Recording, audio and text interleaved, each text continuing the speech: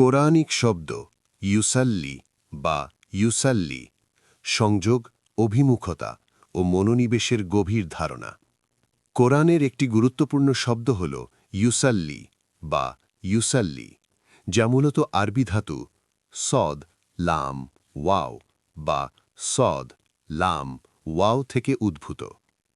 এই মূল ধাতুর ভেতরে নিহিত রয়েছে সংযোগ, অভিমুখতা, সামঞ্জস্য ও উদ্দেশ্যমূলক মনোনিবেশের গভীর অর্থ।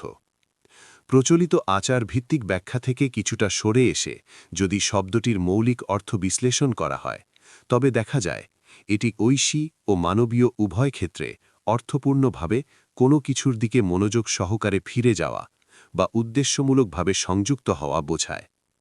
শব্দটির মৌলিক অর্থ ইউসাল্লি বা ইউসাল্লি ক্রিয়াপদের মূল অর্থ হল কারো বা কিছুর দিকে মনোযোগ ফিরিয়ে নেওয়া, সংযুক্ত হওয়া, উদ্দেশ্যমূলকভাবে মনোনিবেশ করা, সামঞ্জস্য স্থাপন করা। এটি এমন একটি ইচ্ছাকৃত সম্পৃক্ততার প্রকাশ যেখানে কর্তা বা সাবজেক্ট অর্থপূর্ণভাবে অন্য এক সত্তার দিকে নিজেকে অভিমুখী করে। এই কর্তা আল্লাহ হতে পারেন, মানুষ হতে পারেন কিংবা ফেরেশতাও হতে পারেন, তবে সংযোগের ধরন তাদের অবস্থান অনুযায়ী ভিন্ন হয়। কোরআনের দুটি আয়াত, একই শব্দ, ভিন্ন অনুবাদ।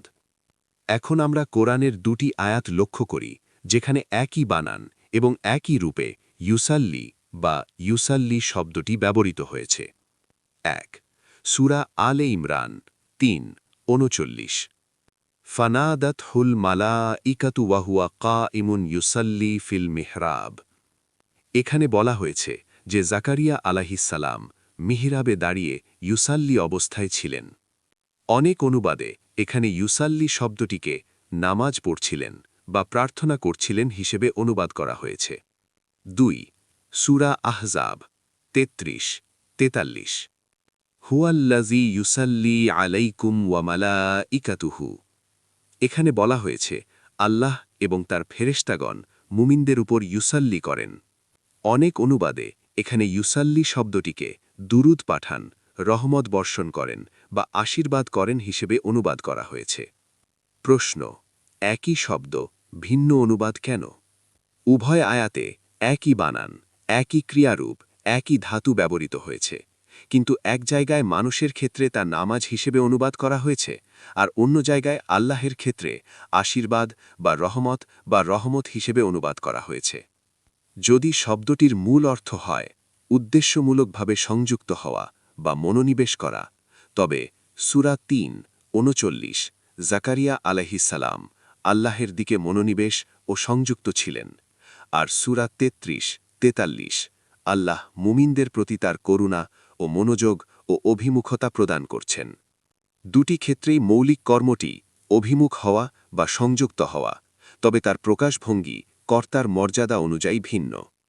ধারণাগত বিশ্লেষণ: যদি শব্দটির আচারভিত্তিক অনুবাদ সরিয়ে রেখে মূল অর্থ বিচার করা হয়, তবে সালাত বা ইউসাল্লি কেবল একটি নির্দিষ্ট আচারভিত্তিক ইবাদত নয়, বরং এটি আল্লাহের দিকে চেতনাবত অভিমুখতা, উদ্দেশ্যমূলক সংযোগ, অর্থমূলক মনোনিবেশ এবং সম্পর্কের সচেতন প্রতিষ্ঠা।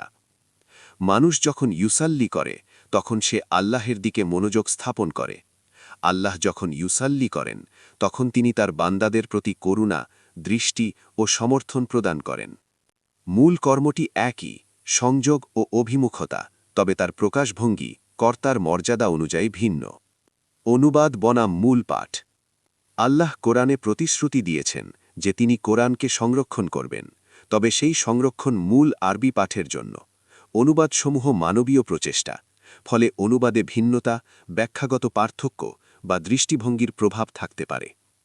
এই কারণে প্রত্যেক বাছকের উচিত নিজের কাছে থাকা অনুবাদ যাচাই করা, একই শব্দ বিভিন্ন স্থানে কিভাবে অনুদিত হয়েছে তা দেখা, শব্দের মূল ধাতু ও প্রেক্ষাপট বিচার করা। কারণ যদি একই শব্দ বিভিন্ন স্থানে ভিন্নভাবে অনুদিত হয়, তবে তা বাচকের চিন্তার ওপর প্রভাব ফেলতে পারে। উপসংহার: ইউসাল্লি শব্দটি কোরআনে এক গভীর সম্পর্কগত ধারণা প্রকাশ করে। এটি কেবল আনুষ্ঠানিক প্রার্থনা নয়, বরং একটি চেতনাগত সংযোগ, উদ্দেশ্যমূলক অভিমুখতা এবং সচেতন সম্পৃক্ততা। জাকারিয়া আলাইহিসসালাম তার প্রভুর দিকে মনোনিবেশ করেছিলেন। আল্লাহ মুমিনদের প্রতি তার করুণা ও মনোযোগ প্রদান করেন। একই শব্দ, দুই প্রেক্ষাপট, একটি মৌলিক ধারণা, সংযোগ, অভিমুখতা এবং সচেতন সম্পর্ক। আশা করি এই আলোচনা পাঠকদের কোরআনের শব্দচয়ন এবং অনুবাদ নিয়ে গভীরভাবে ভাবতে অনুপ্রাণিত করবে।